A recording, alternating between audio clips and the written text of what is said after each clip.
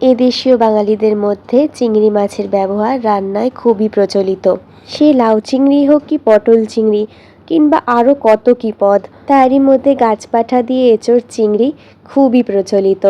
বিয়ে বাড়ি থেকে জামাই ষষ্ঠী সব জায়গাতেই স্থান করে নিয়েছে এঁচোড় চিংড়ি।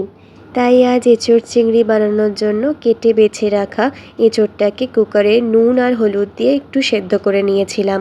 এরপর নুন হলুদ দিয়ে মেখে রাখা চিংড়ি মাছ, আলু ও সেদ্ধ করে রাখা এঁচোড়গুলোকেও এক এক করে ভেজে নিয়েছিলাম।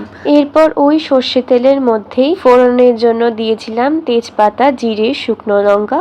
তারপর পেঁয়াজ কুচি দিয়ে ভালো করে ভেজে নিয়েছিলাম। নিয়ে তার মধ্যে দিয়ে দিয়েছিলাম টমেটো কুচি, আর দিয়েছিলাম জিরে, ধনে, শুকনো লঙ্কা, স্বাদমতো নুন ও আদা রসুনের পেস্ট দিয়ে ভালো করে চিংড়ি মাছ, আলু ও এঁচোড় কষিয়ে নিয়েছিলাম। তেল ছাড়া অবধি ভালো করে কষিয়েছিলাম। এরপরই দিয়ে দিয়েছিলাম জল, দিয়ে ভালো করে কিছুক্ষণ ফুটিয়ে সেদ্ধ করে নিয়েই সার্ভ করেছিলাম এঁচোড় চিংড়ি।